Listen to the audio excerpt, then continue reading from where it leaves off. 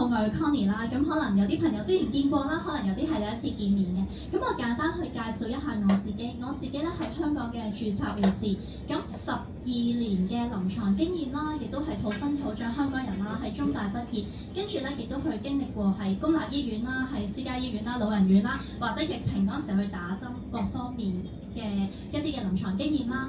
咁其實咧因為我哋今日係同肥胖有關嘛，我覺得其實人生對我最深刻印象咧就係腫瘤科嗰3年，因為我哋成日都話係腫瘤係好多炎症嘅產生嘅一個問題啦。咁其實肥胖咧都係同我哋身體炎症有關。咁之後咧，其實我自己就好想創業啦。咁所以頭先Patrick亦都係有提過啦，我喺上年咧就開設咗一間跨境陪診嘅一個公司，咁最主要咧就係幫內地人落嚟香港睇醫生，咁遲啲亦都香港人如果上內地大灣區睇醫生咧，咁我亦都會係可以去負責一個醫療嘅對接同埋陪診嘅服務。咁我發覺咧喺我嘅經驗咧，如果係好多嘅人士咧，譬如內地人士落嚟咧，佢都會問一樣嘢，關於減肥針，係啦。咁亦都係呢幾年先至係越嚟越多人去提及呢一樣嘢啦。咁所以其實喺發布呢個新產品之前咧，我已經係對於減肥針甚至 GLP-1 有一個概念，甚至而家醫學界好多嘅醫生各方面，亦都係如果個病人適合咧，亦都係會建議佢打減肥針。咁到底乜嘢情況之下可以打，乜嘢唔打咧？轉頭咧我亦都會講嘅。咁而第3個身份咧，我亦都係一個自媒體嘅博主啦，因為好想將自己認識嘅一啲知識啦，去透過網上去傳播啦，咁亦都開始咗小紅書等等一啲自媒體嘅 platform 啦，都係同大健康有關。咁所以喺度咧，我亦都想問下大家問題。咁我哋今日係同減肥有關啦，我想問下有冇邊個朋友有減肥嘅經驗㗎？曾經減過肥㗎？OK，冇數，我自己都有。有冇邊個覺得減肥其實真係好辛苦？Yes，冇錯。我人生第一次減肥咧係19歲，因為嗰陣時咧識咗我嘅男朋友 Gary， 同佢一齊好開心，拍咗拖半年之後我肥咗10磅，日日去食嘢。我問過 Gary， 我可唔可以講呢段經歷啊？跟住佢話你可以講嘅，係啦。咁所以嗰陣時咧就好想去減肥啦。咁有啲咩做咧？做運動，去跳舞，亦都去節食，日日食雞胸肉。哇！我真係覺得好辛苦，我真係唔想再對住雞胸肉。跟住同啲朋友去食嘢咧，即係去普通西餐廳食嘢咧，佢哋個個係食啲我好中意食嘅嘢，但係我就係要食沙律。即係嗰下，我已經喺度諗啊！如果有啲係更加輕鬆嘅減肥方法，會唔會更加好咧？因為減肥我唔係呢一刻我減完就 OK， 我想係 keep 住持續10年、20年、30年，我都係健康嘅一個嘅體型嘅狀態。咁所以咧，直至到今年嘅1月份啦，咁聽到 Dr. Dan 喺美國發布嗰個新產品嘅時候咧，其實我好興奮。嗰時其實我就喺度諗，原來真係2026年我哋嘅科技好先進，原來真係而家嘅科技突破有一樣嘢，令到我哋可以靠科學可以輕鬆冇壓力，令到我哋嘅未來變得越嚟越靚、越嚟越瘦、越嚟越健康。最重要嘅就係可以改善好多一啲嘅慢性病或者係代謝嘅問題。咁所以咧，今日亦都想用少少嘅時間去同大家去分享下，到底呢個我哋話叫做一個大自然嘅禮物啦，其實係啲乜嘢嚟嘅咧？咁咧呢個新產品咧叫做 GLP-3， 係啦。但係我哋陣間咧會講一個概念咧，叫 GLP-1 嘅，其實係兩樣。應該話佢嘅 concept 係好似，但係佢講嘅係兩樣嘢嚟。GLP-3 係個產品，陣間我哋講嘅 GLP-1 咧係一個荷爾蒙嚟嘅。OK， 咁好啦，其實呢個係屬於一個叫做大自然嘅一個嘅禮物啦。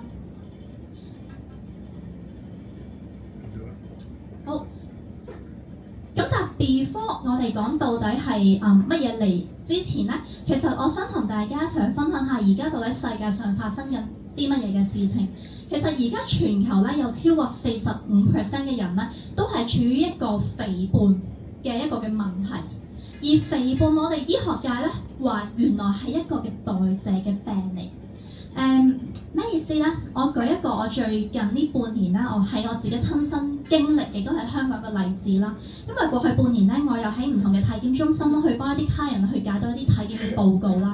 咁其實咧，佢哋嚟做體檢咧，好多時候有啲咧係可能想 check 下自己身體嘅狀況啦，但係有啲其實係冇咩特別嘅，我純粹想定期 check 下。咁但係我喺呢過百幾份嘅報告入面咧，我睇到一個現象，我好 surprise 嘅。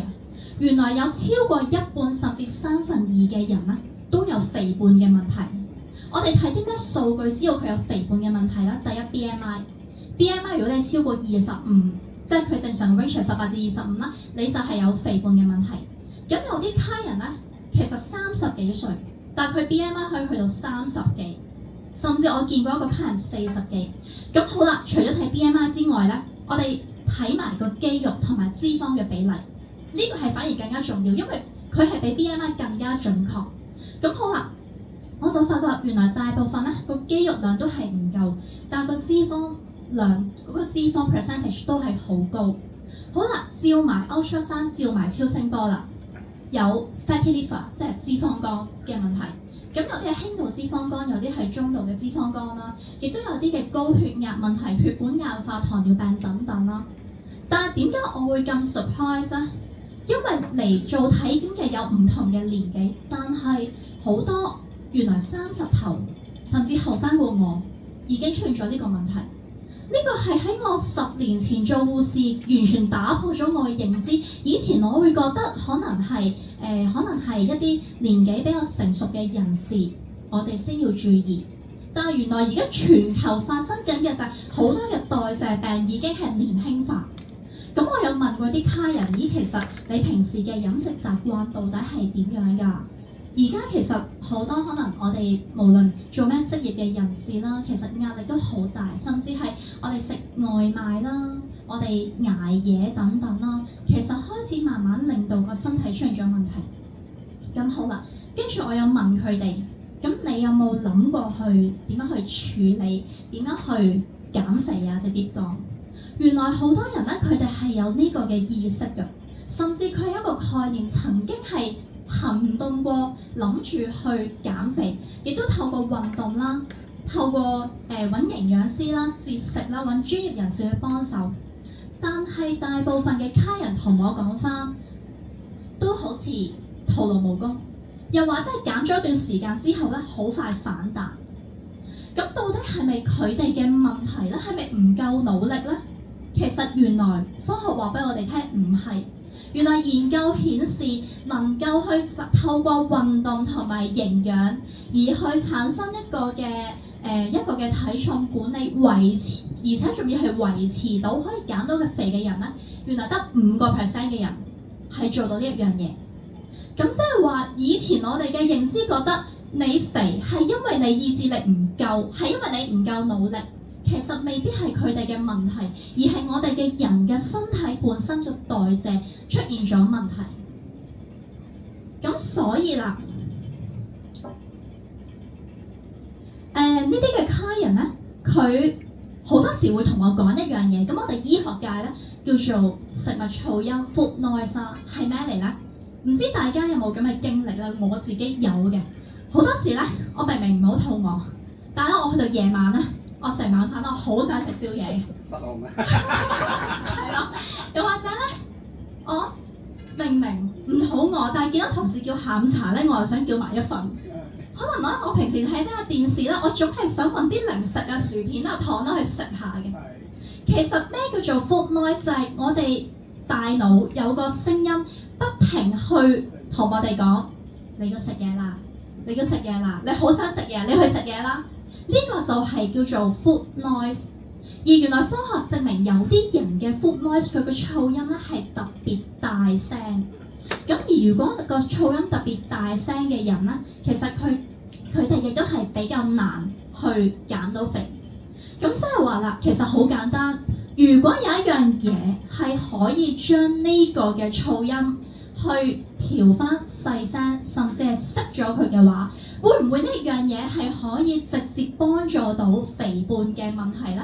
所以就產生咗一個叫做 GLP， 科學家就發現咗呢一樣嘢。咁到底 GLP-1 係咩嚟嘅呢？嗱，喺度咧同大家去講一啲嘅小故事啦。其實咧，以前科學界佢點樣去發現到呢個 GLP-1 咧？佢就發現我哋人咧，如果我哋食咗一啲嘅糖分或者葡萄糖，我哋嘅血糖咧會即刻升得好快，而佢嘅升幅嘅波幅咧係大過直接打一啲嘅葡萄糖落去個血管度。點解會咁樣咧？後尾科學界咧就發現，原來當我哋進食嘅時候咧，會刺激咗我哋嘅腸道，我哋嘅小腸，佢係釋放一個腸道嘅荷爾蒙，叫做 GLP-1。而呢個荷爾蒙咧，佢嘅幫助咧係好大。嗱，我哋成日聽胰島素啊，係咪？原來 GLP-1 就係會刺激我哋嘅胰臟分泌胰島素，令到我哋血糖更加穩定啦。係啦。令到我哋食完嘢之後可以即刻去調節翻嗰個血糖等等啦。但係科學家亦都發現，原來 GLP-1 喺我哋人體好快就會被分解，可能大約1至2分鐘就冇咗。咁所以啦，以前科學家一直覺得哇，呢一樣嘢好好喎，但係點樣用喺我哋人嘅健康度呢？一直都唔知道。直至到美國有一個科學家，佢發現喺美國咧有一個叫做吉拉毒蜥，即係一啲毒嘅蜥蜴啦。發現啦，呢個毒蜥蜴咧有個好特別嘅特性，原來佢一年咧淨係食4次嘅嘢。係啦，即係可能佢一年就係1月、4月、9月、12月，淨係呢幾個月食嘢，但係佢個血糖一直係好穩定，好穩定。咁所以科學家就發現，原來喺呢個蜥蜴佢嘅口水入面咧，揾到一個叫做 extended 嘅胜肽。呢個勝肽同我哋人體嘅 GLP-1 係好似，但係佢有啲咩唔同嘅地方咧？就係原來佢個穩定性可以好強，可以留喺個體內好耐都唔被分解。咁所以科學家、藥廠之後咁多年就朝住呢個方向，終於喺2005年去研發咗第一個 GLP-1 嘅藥物。咁而呢個 GLP-1 藥物咧，其實一直係用喺一個糖尿病糖尿藥嘅上面嘅，即係可能其實以前喺公立醫院成日會派啲藥物去俾啲 patient 噶嘛。其實咧有啲嘅糖尿藥咧就係一啲 GLP-1 嘅藥物。咁但係近幾年咧開始肥胖嘅問題越嚟越嚴重嘅時候咧，開始醫學界就用喺肥胖上面，就我哋而家成日聽嘅減肥針。咁其實減肥針嘅出現咧，真係可以幫到好多人，因為減肥其實一直係人類咁多年嘅議題啦。但係以前我哋成日話咧，好多減肥藥咧對身體好大嘅副作用，佢嘅副作用直情係會令到個人抑鬱，或者影響到好多肝功能、腎功能。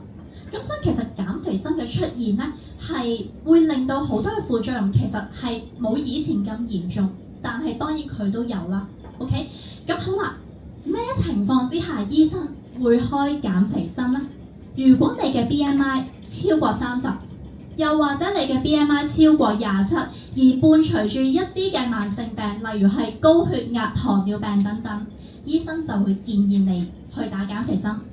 通常咧1個禮拜打1次，90%嘅呢啲嘅減肥產品咧都係針劑，都係要注射嘅。咁就有啲咩人係唔可以打減肥針咧？有嘅，例如懷孕嘅女士啦，又或者本身如果係你係有胰臟發炎嘅問題，甚至如果你家族係有呢個 thyroid 甲狀腺嘅問題啦，係唔可以打減肥針嘅，因為減肥針有機會引致一個甲狀腺癌嘅風險。咁所以咧，減肥針咧其實係要經過醫生去 monitor 去監管，亦都唔係話我哋而家市面上見到好多可能淘寶可以賣減肥針各方面，其實完全係建議醫生去監管嘅。咁好啦，既然減肥針咁好，點解都會有一啲我哋關注嘅地方咧？因為佢亦都伴隨住好多嘅副作用嘅。咁佢最主要副作用咧，其實都係同我哋嘅腸道有關，例如啦，會嘔心啦，可能作嘔啦，或者會係便秘啦。嗱，通常嘔心呢個嘅副作用咧，可能佢頭幾個禮拜就會消失，但係便秘嘅副作用咧，有機會持續嘅，可能持續幾個月、半年，甚至有啲 case 咧係嚴重到係1年嘅，係啦。咁所以當然係因人而異啦。咁另外咧，亦都會有一個嘅胃排空減慢，即係話可能我食嘢個胃部佢喐動比較慢，蠕動比較慢啊，會頂住啦，同埋一個脫髮嘅問題。但係最重要就係佢會引起一個叫做肌少症，叫做 sarcopenia 啦，即係話佢減我哋嘅脂肪嘅同時會減埋肌肉。咁呢個就非常之嚴重、非常之大件事啦，因為其實肌肉係對我哋人身體好重要噶嘛。有啲人如果佢打減肥針，可能會出現一個面部鬆弛啦，會係唔夠膠原蛋白啦，甚至如果有啲嘅人士可能會增加佢骨折同埋跌倒嘅風險，特別係老人家。所以點解我哋成日話 muscle 係咁重要？特別我哋年紀越嚟越大，一定要係增加咗個 muscle， 亦都令到我哋新陳代謝係更加穩定。咁所以啦，通常咧，醫生就會去 keep 住要去 monitor 去管理啦。如果真係發覺嗰個嘅客人佢嘅肌肉量跌得太犀利啦，就會叫佢停藥㗎。咁但係當然啦，有啲人用咗減肥針咧，個效果真係減得好快嘅，係啦。但係亦都有研究顯示，如果你停咗打針之後，你復發嘅風險有50%至70%。咁呢個就係等翻即係嗰個客人同翻醫生去自己去選擇啦。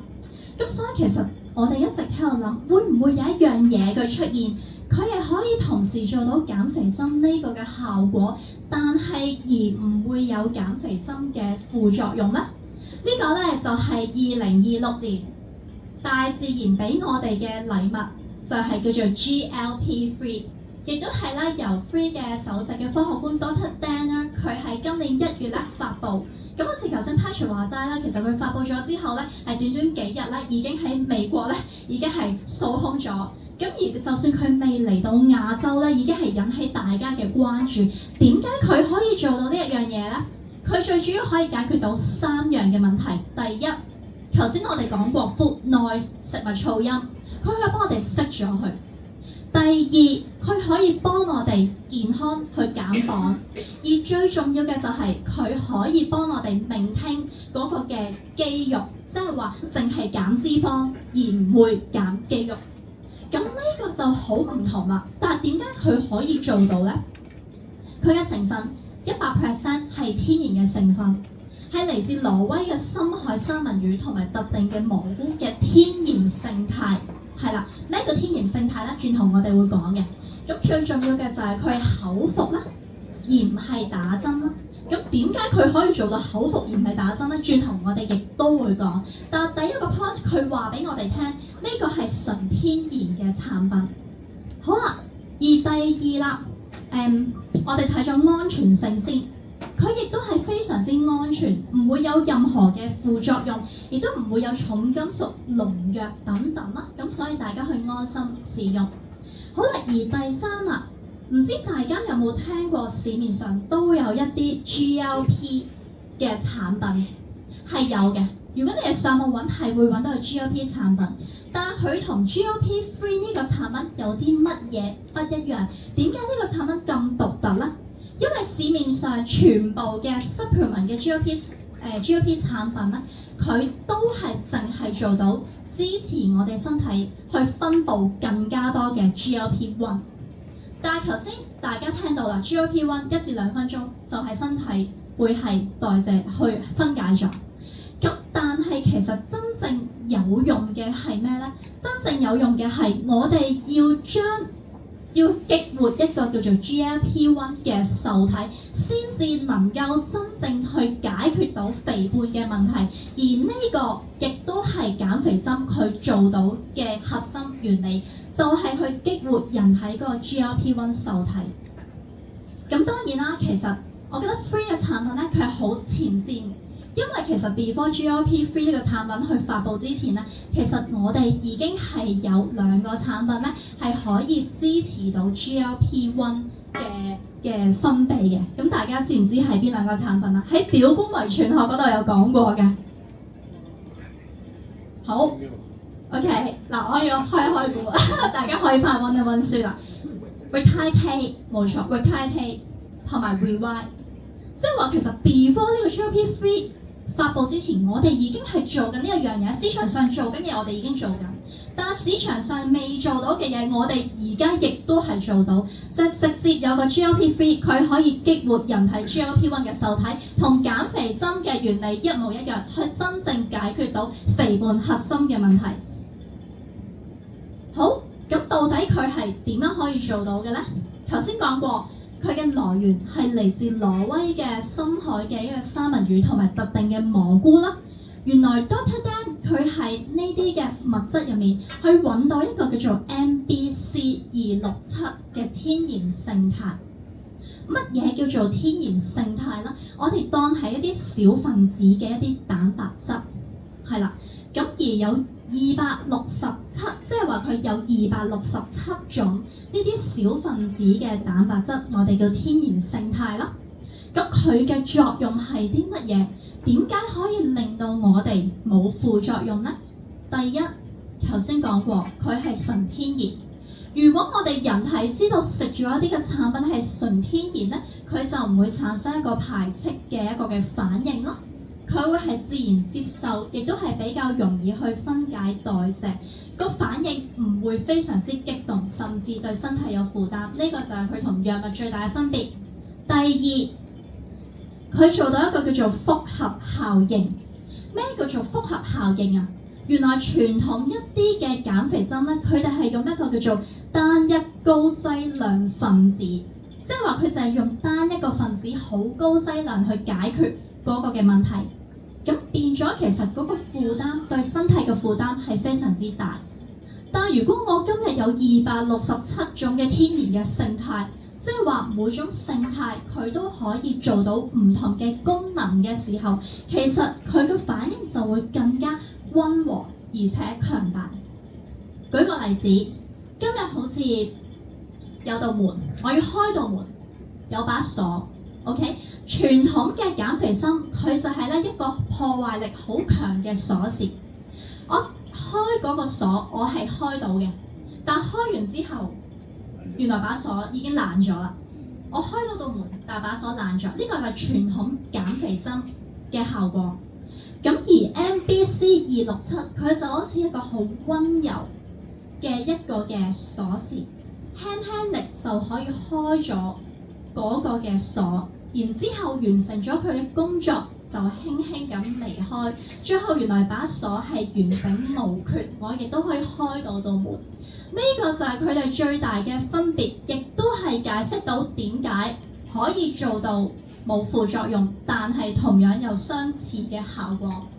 好多時咧，我哋都係講臨床數據。原來臨床數據話俾我哋聽，呢個 MBC267嘅勝肽，佢嘅活性係同一啲出面嘅合成嘅藥劑，即係話一啲減肥嘅藥啦，佢嘅活性係非常之相似。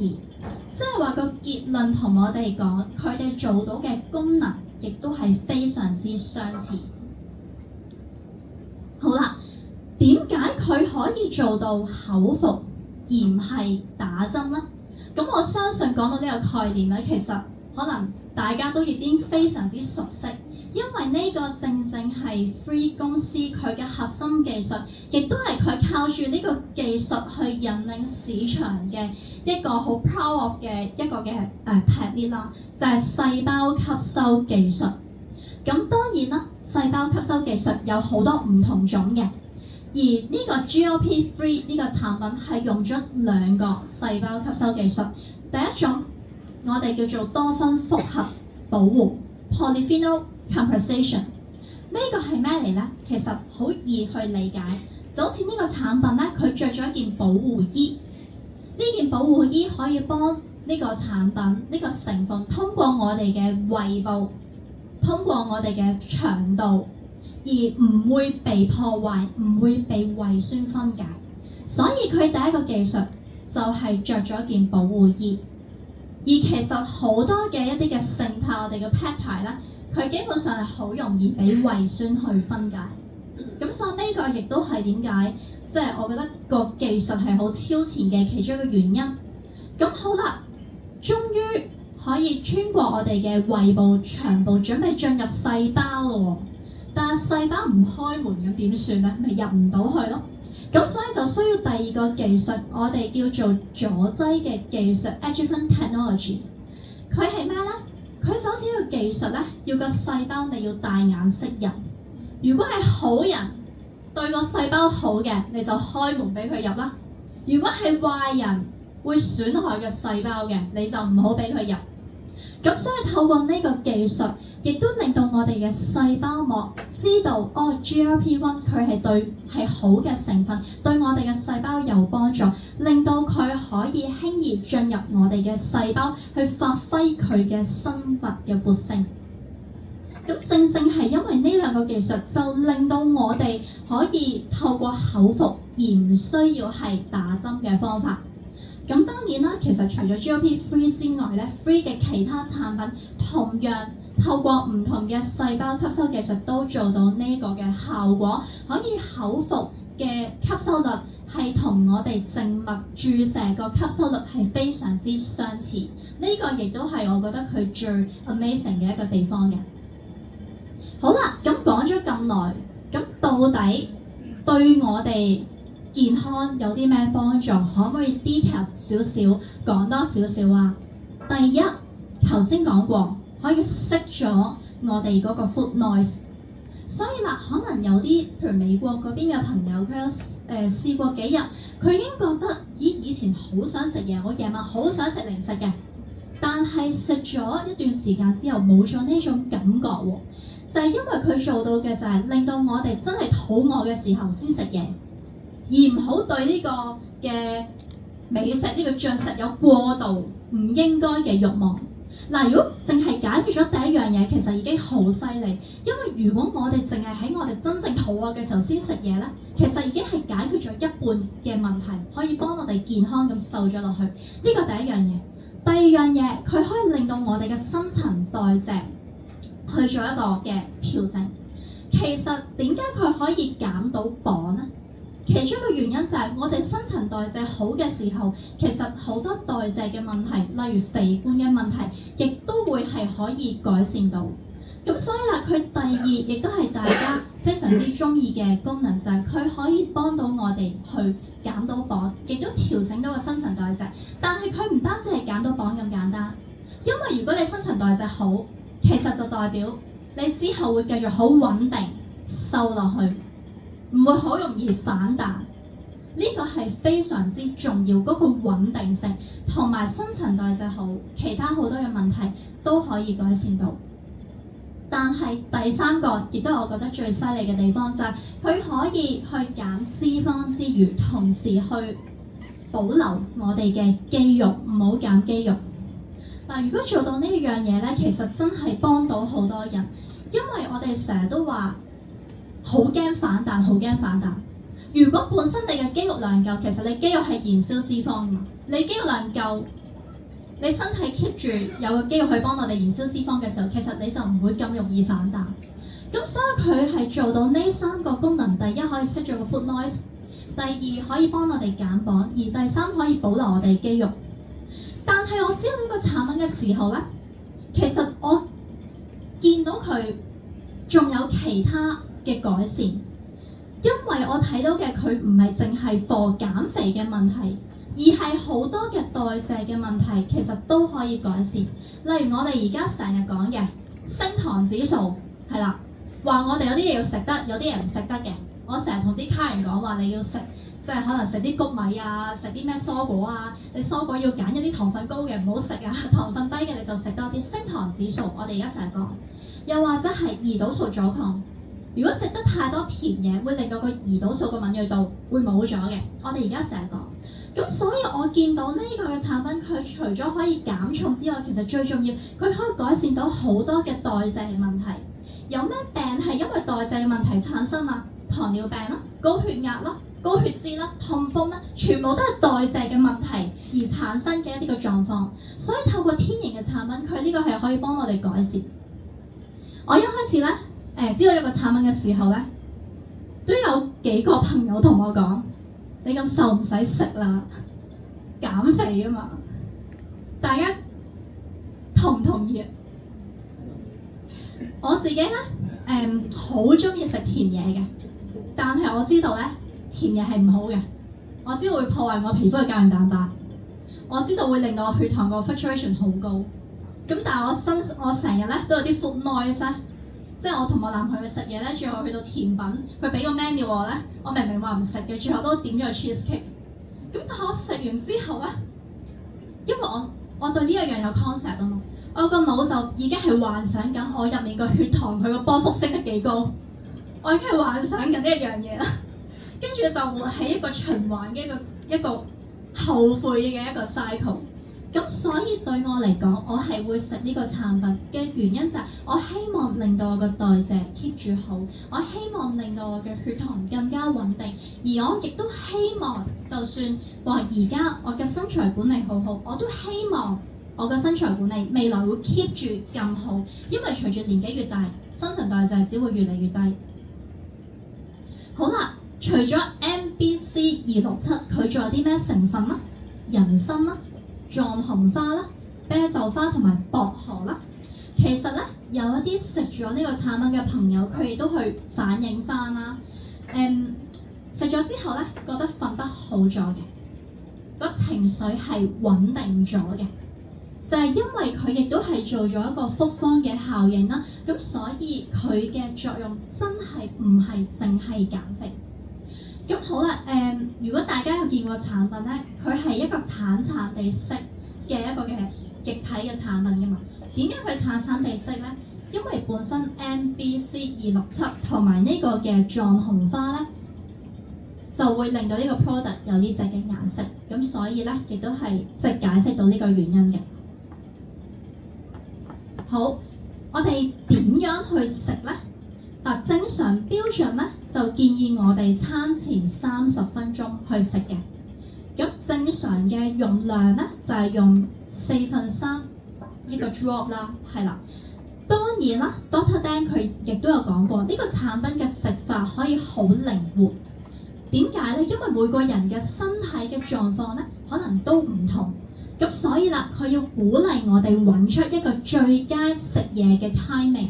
例如，我哋可以試下，如果我好想食零食嘅時候，我可以試下食啦；或者我食完晚餐之後可以食啦。總之我好為食嘅時候咧，我都可以食下呢個產品，自己去揾出一個最好食產品嘅 timing。好，斷食嘅人可唔可以食咧？係可以嘅。有啲朋友去進行緊168。係啦，即係一啲斷食啦，因為呢個產品佢本身冇任何嘅糖分同埋 carbohydrates， 即係碳水化合物啦，咁所以佢亦都唔會打破咗呢一個嘅 cycle， 變咗嘅就係其實係好 user friendly。我之前有去了解過呢個產品嘅時候啦，可能大家都會有一個問題諗，咦？譬如我食咗個產品啦，過咗一段時間，穩定咯喎。咁我需唔需要繼續食落去咧？嗱，Dr. Dan 咧，佢用一個比喻咧，佢講得好好。佢話就好似我哋嘅 vitality 一樣，我哋人體其實每一日都需要唔同一啲嘅營養素，一啲 multivitamins 嘅，去令到我哋身體可以 function normally， 可以正常去運作嘅。咁所以其實呢個產品都一樣。原來 Dr. Dan 同我哋講過，有一啲科學建議，如果係有個產品係可以直接激活 GLP-1 嘅受體，而唔會影響肌肉嘅時候咧，其實係會建議我哋去繼續食呢個產品，令到我哋嗰個代謝係 keep 住有一個嘅改善同一個嘅調整。有咩人係唔食得咧？如果對三文魚或者蘑菇過敏嘅人係唔可以食嘅。第二，一啲打緊 GLP-1 減肥針嘅人可唔可以食呢？理論上係可以，但係我哋都會建議問翻你嘅醫生去為準嘅，係啦。咁當然啦，佢都係純天然啦。咁所以 Dr. Dan 都有講過，如果個食唔需要擔心食過量呢個問題，因為都係純天然。咁當然啦，正常嘅情況之下，我哋會跟翻嗰個 recommend dose，但係有特別嘅情況之下咧，可能會有其他一啲嘅做法嘅。最重要啦，就停用之後咧，佢冇任何反彈嘅效應啦。咁同埋咧，咩年紀嘅人可以食咧？12歲以上嘅人士咧係可以食嘅。咁所以咧，今日就簡單去分享咗關於 GLP-1 嘅一啲嘅概念啦。咁亦都係即係非常之開心，可以同大家一齊迎接呢個2026年最新嘅科技，亦都係大自然去俾我哋嘅一個嘅禮物。咁我自己咧亦都好期待同大家一齊收到呢個 product 咧，一齊去體驗下點樣可以用科學嘅方法越嚟越瘦，越嚟越靚，最重要嘅係越嚟越健康。OK， 好，咁我今日嘅分享係咁多，多謝大家。